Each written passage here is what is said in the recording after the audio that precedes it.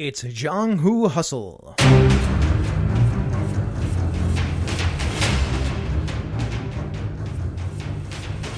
Hello and welcome to another episode of Jianghu Hustle. I'm here with my co-host Eric Farmer. And I'm here with my co-host Eli Kurtz. Today we're continuing a series we started a long time ago with Ip Man 2. Ooh, and there might be more parts to the series because there are more Ip Man. Who knows? See, last time we watched an Ip Man movie, it was the first time we did a live tweet thing. Do you remember that? Oh my gosh. Was that the first time? It was, right. Yeah. First and only time. Yeah. I was actually thinking about for the next one but we'll see. But we'll see. I have thoughts. Yeah. Cool. I'm down. Speaking of, by the way, we did that live tweet extravaganza more or less to promote our Patreon, and we do have a level. It's our next tier of Patreon or whatever, where you can help us do that more often because it's a lot of fun, but it also is harder to coordinate. So right. we want a little bit of your sweet, sweet money before we actually do it again. Right. Plus, we want to make sure that the people are interested and engaged because it's, it involves herding some cats and organizing some things, but we never watch anything too heavy when we do it. We always kind of put on something kind of light and silly. Right. Yeah. Not that Ip Man was... Ip Man's just full of awesome fights. Right. So I guess, wait, we did two of them, though. We did Ip Man, and then we also did Battle Wizard. Right. Oh, Battle Wizard was with Cinema Super Collider. Cinema Super Collider, that's right. Yeah. Okay. I'm caught up now. Great. Can we continue? Yeah. By the way, though, speaking of the Patreon, we need to thank our patrons before we continue. Let's do it. All right. Well, Andres Gabrielson, Andreas DeVore, Andrew Dacey, Brian Kurtz, Chromatic Chameleon, Craig, Dave, David Millions, Derek Smith, Eric Bonts, Fraser Ronald, Gallant Night Games, J. David Chrisman, Jared Rasher, Jason Detman, Jeremy Marr, Jim, John Cole, Kevin Lovecraft, Laura Penrod, Leonard Murphy, Liam Murray, Lowell Francis, Misdirected Mark Productions, PK, Rob Abrazato, Sean Nicholson, Sean P. Kelly, and Todd Crapper. Thank you so much for your support. We really appreciate you helping us to build a little nest egg for our game design work. We really couldn't do it without you. Really, the show continues because of the names that you just heard. So if you see one of them, give them a good handshake or something. Yeah, absolutely. They're good folks, one and all. So thank you very much. And speaking of good folks, let's talk about Ip Man 2. The best folk. The best folk, the hero we need. There are a couple of content warnings for Ip Man 2. There are several scenes of fairly brutal death. This is a movie that people hit each other with their hands and their feet. And then also white people, because they're the worst in this movie. And kind of in general. Yeah. In general, the worst in this movie especially. Finally, the acting quality matches the dirty soul of the white person. Do we get just more revolutionary as we go on? I think it just shows more. That's been the progress of my entire life, so it probably is true of the podcast too. All right. Do you want to give us some details about the film, Eli?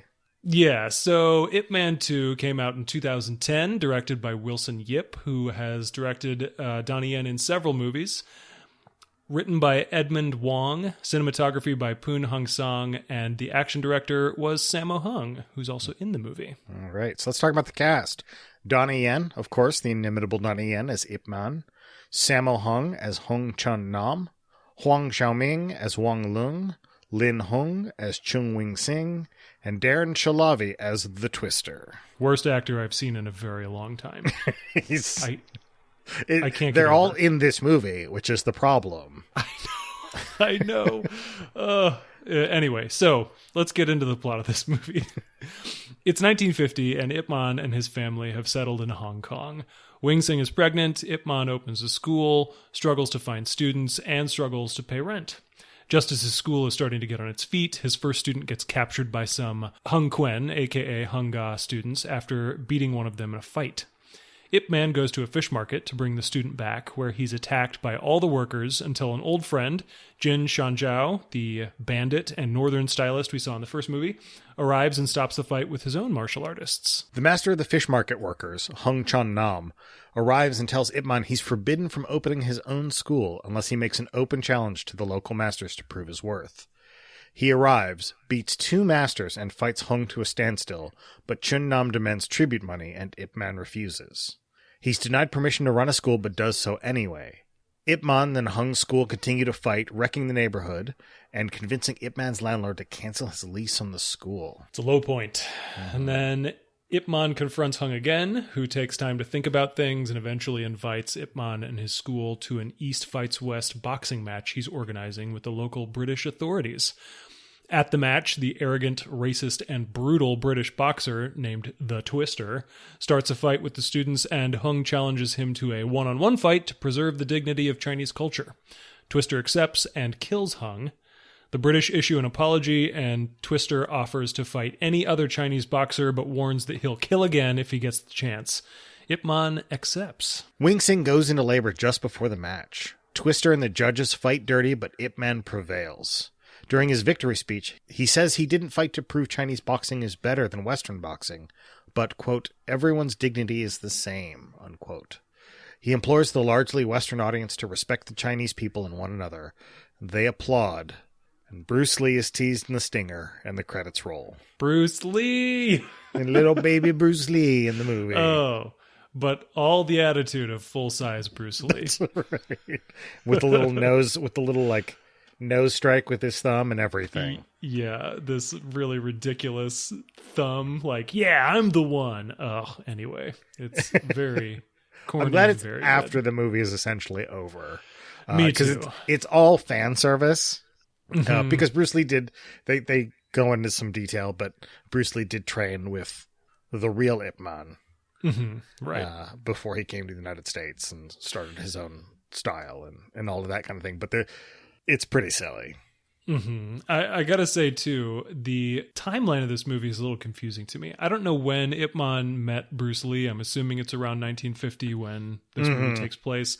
But the first movie, the Japanese occupy China in 1937, and I'm not sure how long it goes on before the end of the first movie, but then it feels like there's a really long jump of time between the first movie and the second one, like a period of years. Oh, yeah. Because I think it's like 49 or something when the movie starts. Yeah, I think it says 1950 at the very beginning. And it's like, okay, so were they on the road for years? Did they just get to Hong Kong? Or have they been here for a while and they just never got a foothold because they're living in poverty? I wasn't really clear about what was going on. Not that it really matters for the story, but it doesn't. They're operating on dramatic time. Yeah. And what dramatic time. Indeed. So we were talking about how the Jianghu is represented in this movie. And broadly, the two movies have a lot in common with each other. It starts off being like a martial arts showcase, and then it focuses down to like, oh, well, here are the final two that are the two best, and they're going to show down with each other. But in this movie, it's a new city, it's a new Jianghu, and there are new rules that come along with this too. And we see that Ip Man has to start from the bottom in this one, whereas before he very much was at the top at the beginning of the movie. You know, and he's really well respected in this one, and in the second one, he's very much a small fish in a big pond. Right, yeah. It's like in the first one, he starts off not even in the Jianghu. He's adamantly staying away from it because of the wishes of his wife. But then, and because he's not really competitive, and the Jianghu is a very competitive place. But when he joins the Jianghu in the first one, he is immediately in the top tier. In this movie, he wants to be, and his skill is good enough for it, but he doesn't have the support necessary to be there at the top. Especially in this movie where, and also in the first one, where part of being in the Jianghu of the movie is really like these martial arts academies. Yeah. And so having a pool of talented students is part of your power as well. For sure. And so when he comes to Hong Kong, he doesn't have any of that, and all of these other established masters do. And the first student that he gets, Liang, is definitely powerful. He picks it up pretty quickly, and he wins some fights and that sort of thing. He's just so arrogant. He can't stop preening and boasting about himself, and it gets everybody into a lot of trouble throughout the movie. So it's a little, like, I think the Jianghu is a little different in these than it is in some of like the what I might call like the classical wuxia pictures that we see. In that it's definitely like a subset of society, and it's definitely liminal, but it doesn't share that sort of, I was going to say it doesn't share that sort of mythic quality, but then of course there's the fight on the table, and that definitely does. It really does. And I was going to say, you're right that it doesn't really share the mythic quality. I think also it is not as agitating as most Jianghu's are. A lot of the time, the people in the Jianghu are out there trying to increase their own station or provide for people who are important to them and that sort of thing. In this movie, it seems like there's a kind of stasis and everybody works their job. It's more modern to me in that way. It's like you can't go off and train for years and that's your whole life. You've got to have a job and you've got to support your family, but you can do this on the side. Right. Like Hung is the big master, right? He's the big boss, but he also runs the fish market, and all of the guys that are in his martial arts school presumably work at the fish market. Yeah. Because all those guys at the fish market were sure decent fighters. Yeah, what a set piece too. There are some really tremendous fights in this movie that demonstrate tempo and really show off the different character traits that everyone has. It's some of them are just astonishing. And the fish market fight in particular reminds me a lot of Jackie Chan's style, using found objects and that sort of thing. So we had hinted at a new Jianghu with new rules, and I want to talk about some of those rules. So right off the bat, the inciting incident is that Ip Man's student is hanging posters about the school, and then some people come over and they're like, hey, what do you think you're doing? You're covering up our own posters with yours. And I don't think he is, but that's what they're using to justify this fight. And the guy's like, oh, well, I practice Wing Chun. Don't you know what it is? Maybe I should show you. And then they get into the fight. There's a really funny moment where he tries to toss his hat onto a little pole and it just completely misses. There are a lot of really funny moments. If nothing else gives his character, it's that combined with how well he does in that fight scene. Yeah. Like those are like the two poles of his character is like unfounded confidence, right? Right. But obviously talent. Right. It's totally true. And so he displays his talent, beats the dude that he was in a fight with, but the dude won't admit defeat. And so he gets in over his head because the dude's backup comes in and beats the crap out of Lung and then takes him to the fish market where he's held prisoner. And these are some of the rules. You know, you answer challenges. When you've won, you get the victory. But if somebody, like, it's a corrupt Jianghu as well. So if you have some rivals who outnumber you, then maybe you're not as safe as you thought just through victory. And then maybe somebody's going to have to come pay a ransom to get you free. This is the way this Jianghu operates, whether those are explicit written rules or not. Right. They're definitely like riding the line or showing the transition of this sort of martial arts school moving into the like triad or hatchet gang territory. Yeah. There's definitely an implication, especially that, you know, Hung is also part of a criminal underworld in addition to being a businessman and a martial arts master. Yeah. We don't see him peddling drugs or anything, but he's clearly involved with some sort of behind the scenes underhanded stuff. Yeah, so another one of the rules after this fish market fight, Hung shows up and Ip Man's like, hey, I've got a school. And Hung's like, no, you don't. You gotta challenge the masters until the incense burns down. And if we like what you have to say, then we'll let you in. And so he does that. And this is the table fight you're talking about. It's amazing. There are, it really there's is. a group of masters like sitting around all of this rickety table with all these upturned stools around it. And the best ones are there's these old ass masters. Mm-hmm. And they're just like, in my day, these would have been knives. Yeah. And they one of them's going, well, you know, are you going to go up? Well, I'll go up if you go up. Uh-huh. And clearly, like, they're pretty comfortable where they are and don't really want to exert themselves. Right, they're just great characters. Mm-hmm, really good. And I feel like this movie, the style of this movie is incredible because the first master who fights Ip Man is a monkey kung fu stylist. And he, even when he's sitting down talking before the match, he's still doing this kind of facial tick that looks exactly like a lot of monkey practitioners that we've seen in other movies. And then whenever he eventually loses, he gets kicked off of the table by Ip Man. He slides in over to his chair, and he's in this such a cartoonish position. It's so silly. And I just love it to death. It's so good to see that kind of campy style in a more or less modern movie like this.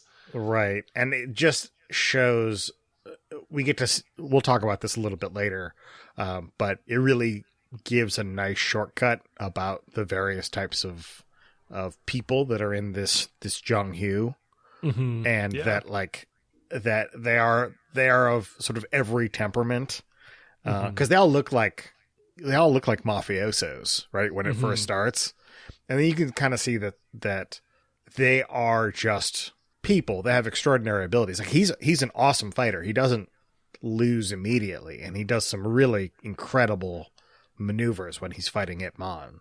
Yeah. So I don't feel like he comes across as being stupid, but I think that kind of camp sort of like veering into slapstick is part of that physical communication that we talk about. Like almost like, I mean, to a smaller extent than what we saw in Kung Fu Hustle. Yeah, definitely not as stylized and campy as that. But it's interesting to me that this is happening in the second movie, because in the first movie, we sort of are left with the question, will Ip Man find a person who can beat him? And we don't know whether or not he will. In this movie, we see, he's bested all comers so far, and it's never even been particularly difficult. And so the twist this time is not, will he beat these people, but how will they react? And some of them react in a really funny way. But it is part of that classic way of characters meeting and fighting and then generating respect for each other, because I think this is where he first connects with Hung, which ends up being kind of the most important relationship in the movie. Yeah. Is when he and Hung, played by Sammo Hung, fight on the table.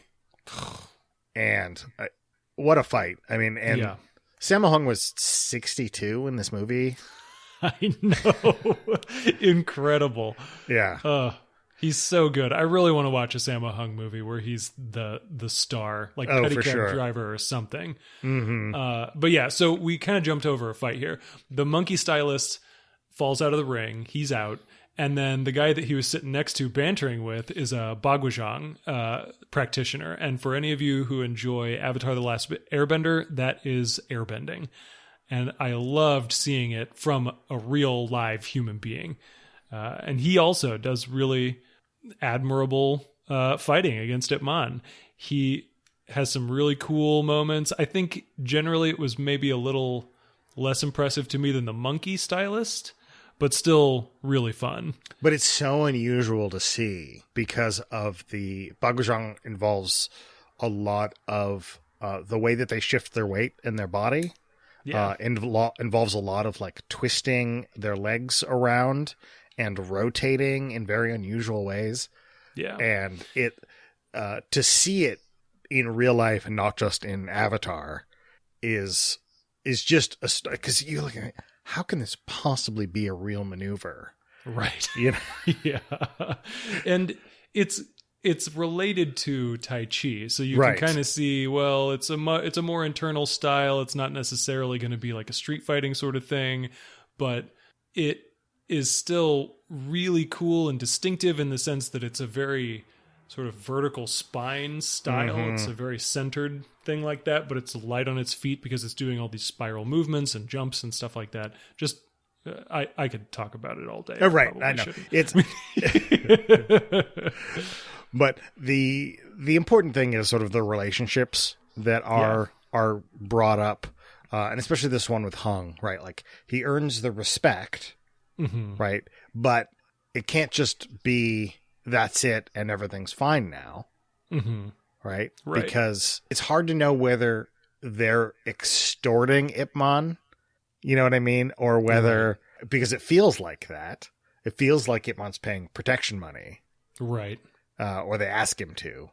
And so even though they respect each other as fighters, Ip Man is still the outside person in this Hong Kong Jianghu. Yeah, so I'll say first that I think all of the masters pay sort of extortion money to Master Hung, because the very next scene is him taking the money to the British authorities, and I think that they're sort of saying, okay, this is a British colony. If you want to do your kung fu here, okay, but you're going to have to pay us for the privilege. Right. Because otherwise we're going to consider that unlawful and we're going to come and shut you down. Mm-hmm. And so I got the impression that it was everybody, but I also got the impression that Master Hung certainly takes a cut of his own. Not a big one because his living situation is fairly modest, but still he's supporting himself with that money. And he also supports his own students.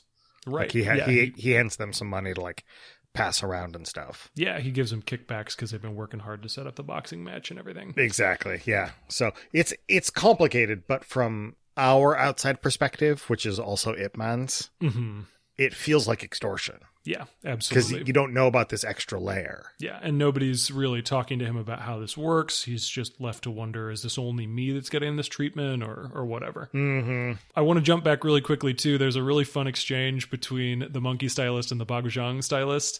The monkey stylist sits down, and the Baguazhang guy's like, okay, well, I'll go ahead and give it a try. And then the monkey stylist is like, hey, watch out. The table is slippery. And it's like, oh, yeah, sure, that must have been why you fell.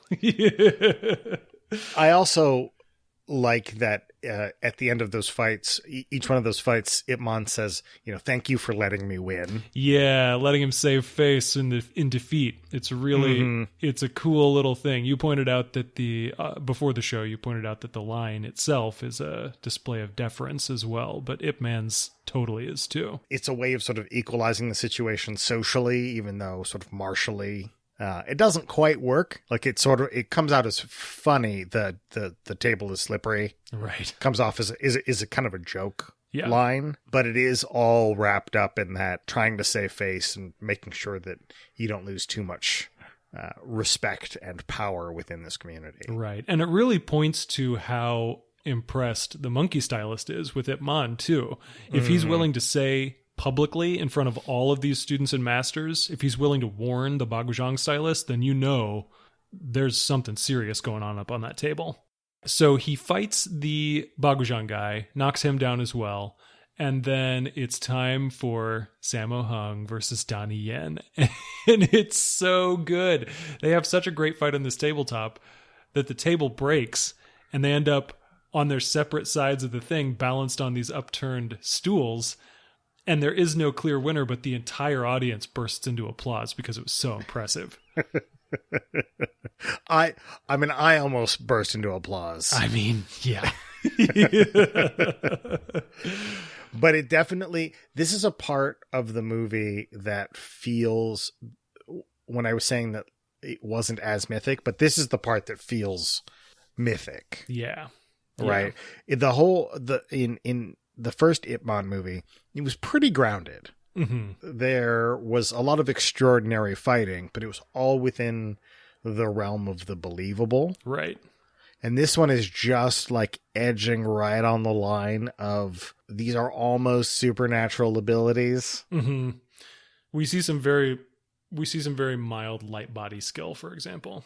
Yeah, and I think the wire work is maybe a little more pronounced. Yeah. In this one, and so it gives it that sort of light feeling, especially with Sammo Hung. I mean, bless him, but yeah.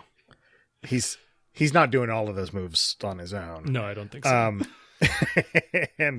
But it gives it this sort of mythic feel, but it just sort of helps ramp up the emotional stakes for later when the movie changes gears.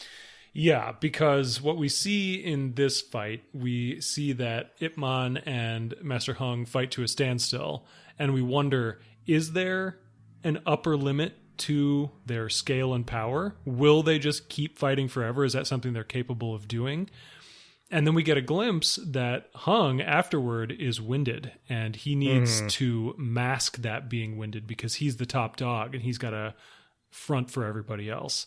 And then we get plugged into the British elements of this whole thing, and that's where we learn that, oh, he does for certain have an upper limit. Find out that Hung is being sort of manipulated into organizing this boxing match and essentially like having to work for free. Yeah, it's humiliating.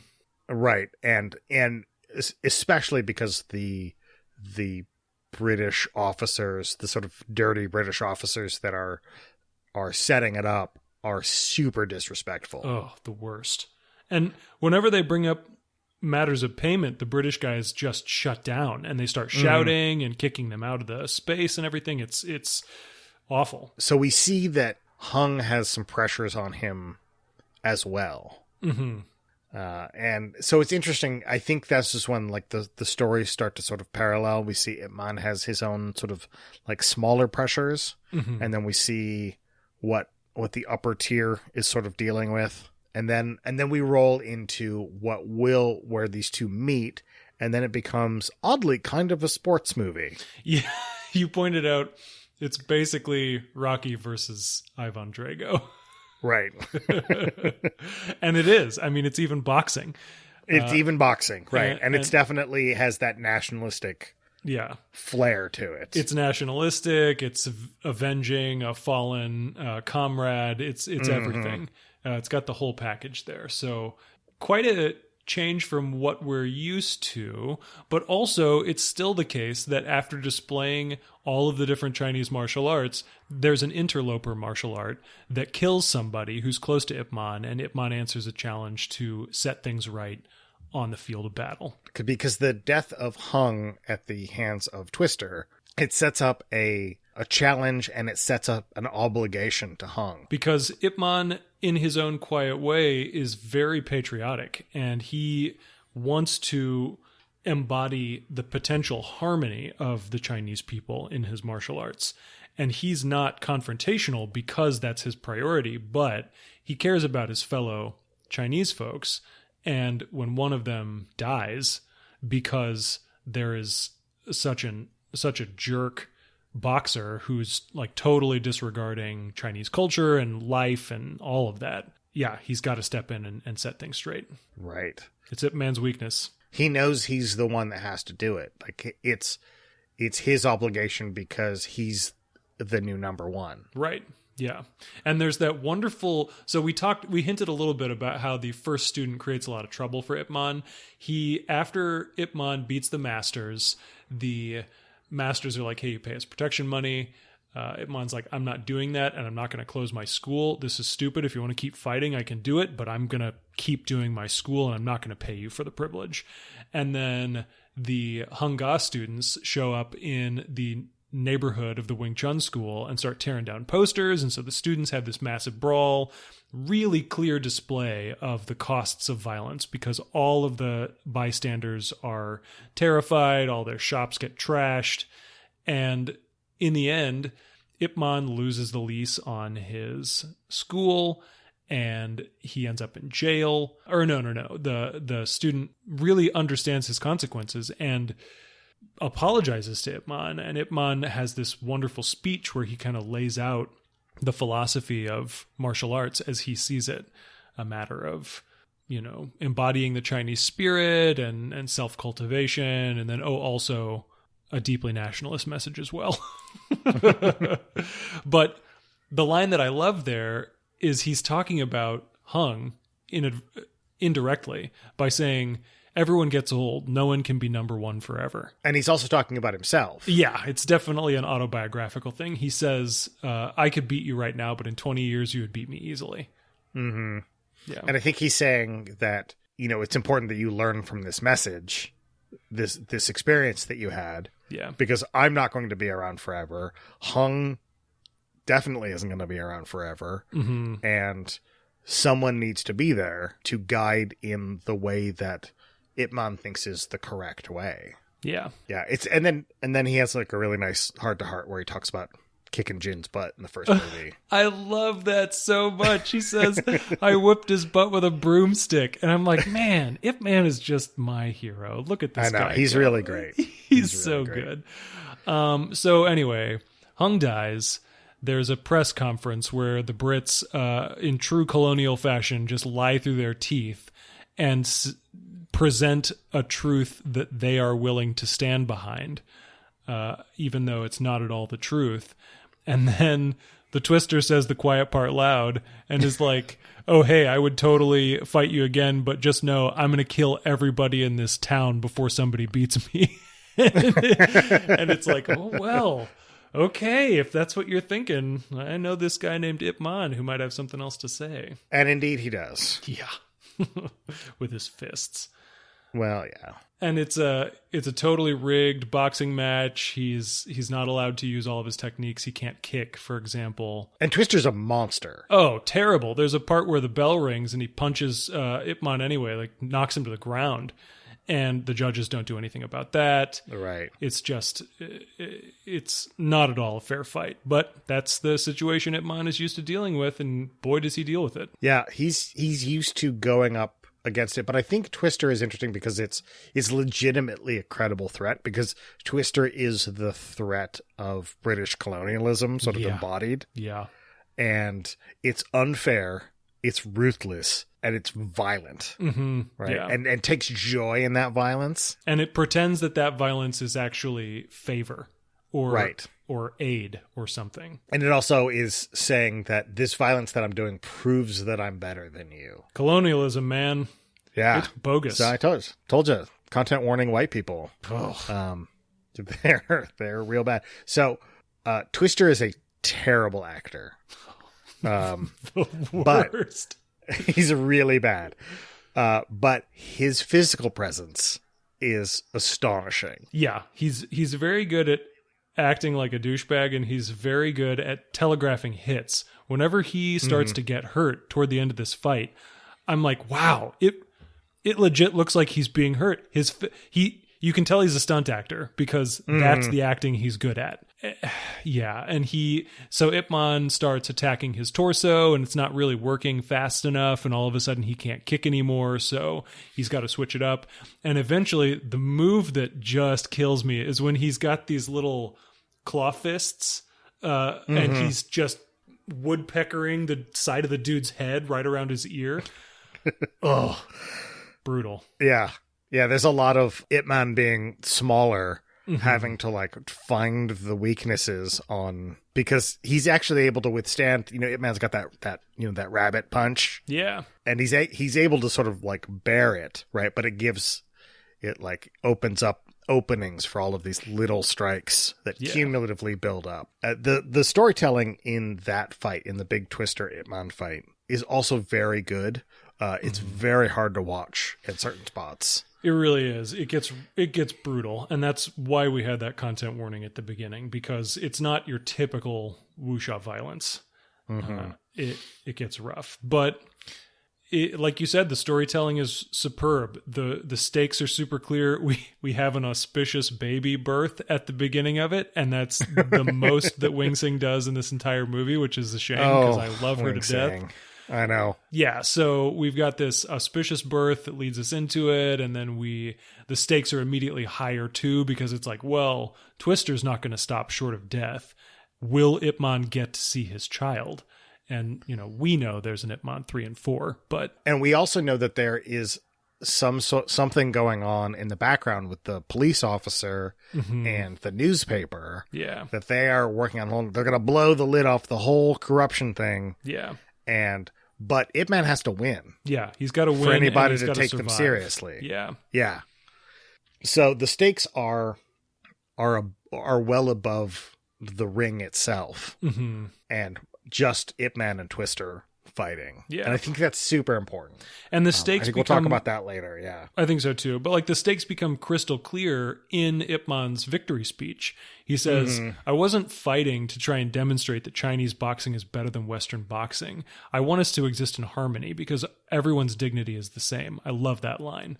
And he says, it would be wonderful if we could all just learn to respect each other. And then the announcer is like, anything else? And Ip Man says, no, that's all. Thank you. He's so humble. Oh, He is.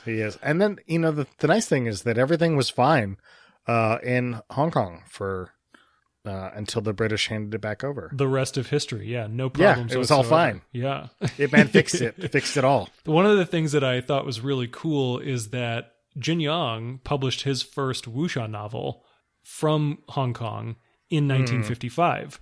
So this is there was an early 20th century wuxia boom in the teens through the 30s, I want to say. And it had really petered out by the 30s. And then the Renaissance happened with Jin Yong basically in 1955, along with contemporaries. But I think that was the first of this new wave. And so seeing Ip Man's former student or whoever that was, it's Simon Yam's son. But yeah, seeing him show up and getting plugged into this newspaper, I was like, oh, wow, look, we're seeing this story take off too. That's so cool. They brought everyone from Foshan back. Yeah, they really did. Whether it made any sense or not, they brought everybody back. I know. I loved seeing Jin Shanzhao, though. It was so cool that when they were in prison together, he was like, oh, yeah, well, life's kind of hard, but, if you hadn't made me deaf in one ear a few years ago, I would still be living a rougher life than I've got now. You really helped me. It's a sweet movie. It has a lot of character moments that are genuinely touching. Yeah. And to me, it feels like two movies. Mm-hmm. And it has an interesting sort of connection point. We're talking about Hung being the connection point of the two movies, but I almost could have made Ip Man 2 and 3 these two stories. Yeah, because it feels almost episodic rather than a whole unified story. Yeah, I agree. It feels a little more disjointed than the first one. In the first one, there is still that big split between the first act and the second act, but the second act is different because the Japanese arrive and turn everything on its head. In this movie, the British are already there, and we just don't know about them until a little ways into the movie.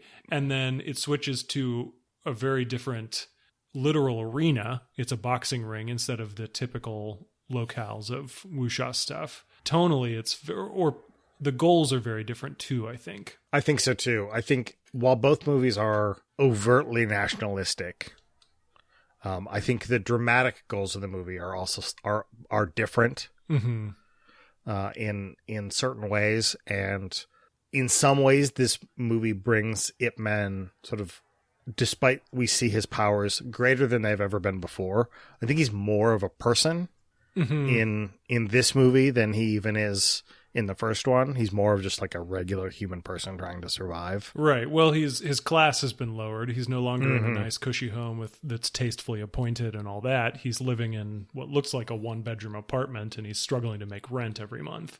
Right. A lot more relatable for a lot of people I know. For sure. But yeah, and the struggles that he has and the way that he strives he just wants to exist and to share what he has with the world. And so many people do not want to let that happen. And that's a real compelling dramatic arc as well that we didn't see from the first one. That's true. Yeah. So I think that's a pretty good sort of dive into what we saw in the movie. Should we step back and see what we can do at the table with what we've learned from Ip Man 2? Totally. Yeah, let's do it.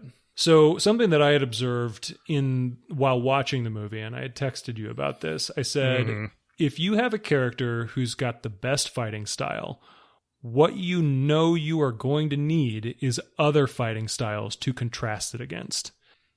So in this movie, there are basically 4. There's monkey style, there's bagojang, there's hunga, and then there's Western boxing. And each of those present new challenges to Ip Man.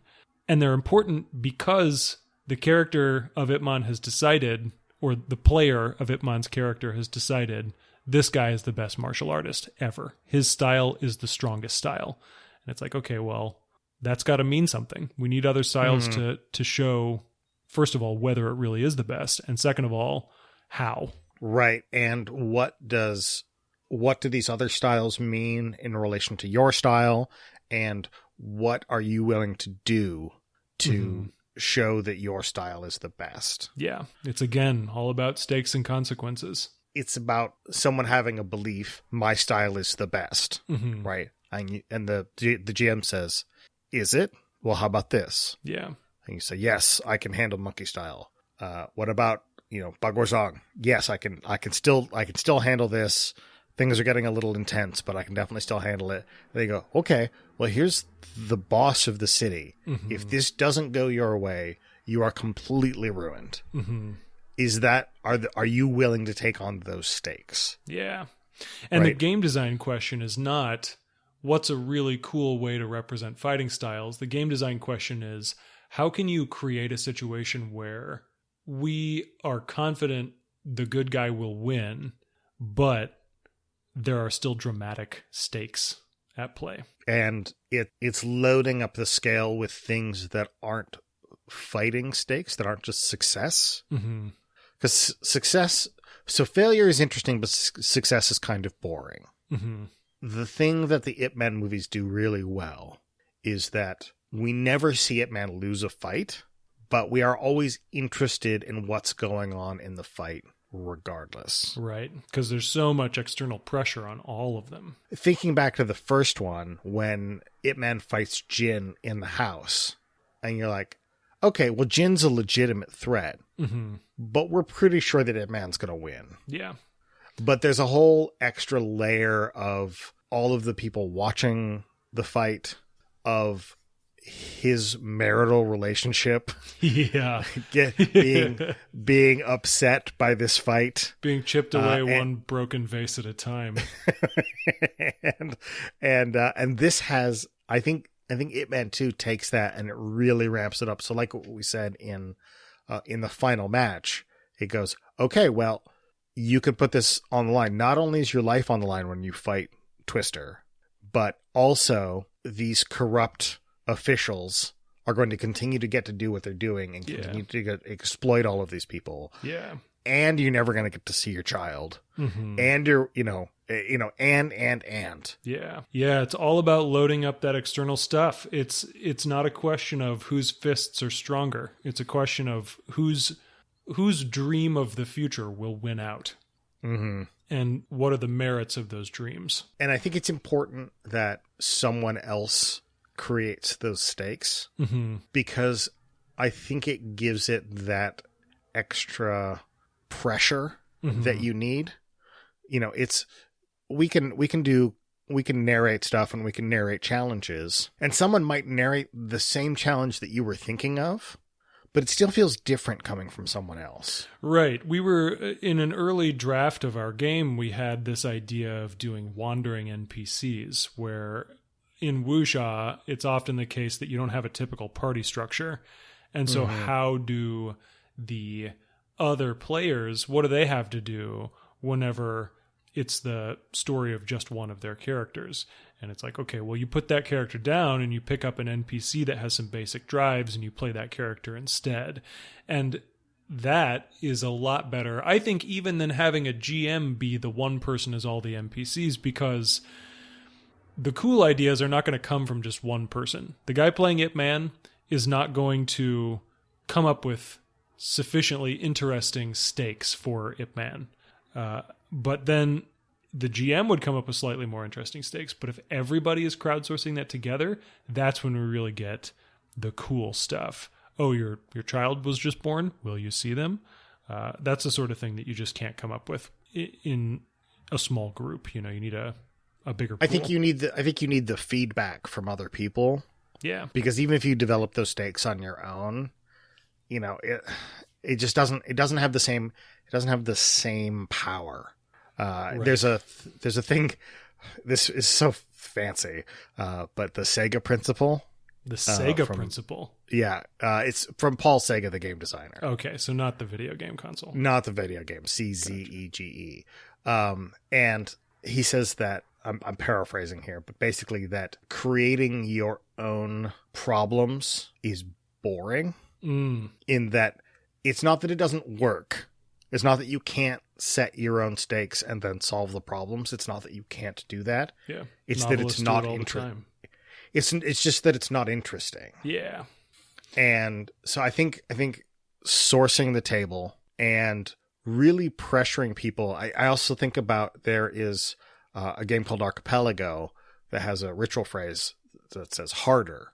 And so when you see somebody sort of not really pushing in the direction that is going to be interesting, you say harder, and you go, okay, so whatever you're saying now, you need to step back and think about it and make it more extreme. Yeah. You're at a 6 now. I need a 9. I like that. It reminds me also of Swords Without Master, where the player gets to hold the dice and the overplayer just keeps ramping up the stakes until that player rolls the dice. They've got the freedom to be able to say, make it more difficult. And in Archipelago, it sounds like that is key to the dramatic fuel of that game. Are there other elements that support it, or is that pretty much the one clear thing? There are some other things. You can have people, there are some ways to reframe, or you can have people dig into something that you find interesting. I think it's a fascinating game. But the other thing that I think is interesting, you brought up Swords Without Master, is there's a part in Swords Without Master that basically is an admonition to the players. And it says, if what the GM is presenting you is boring, roll the dice and just clear it off the table. Yeah, get it out of there. Take your narrative authority, get rid of it. You smack it and down. And make them challenge you. Yeah. And I think that if this movie taught me anything, the value of a really strong challenge is more important than the idea of, will I succeed? So we've talked a lot about Ip Man 2 and the different ways that they ramp up the stakes and the different ways that we can do that for games.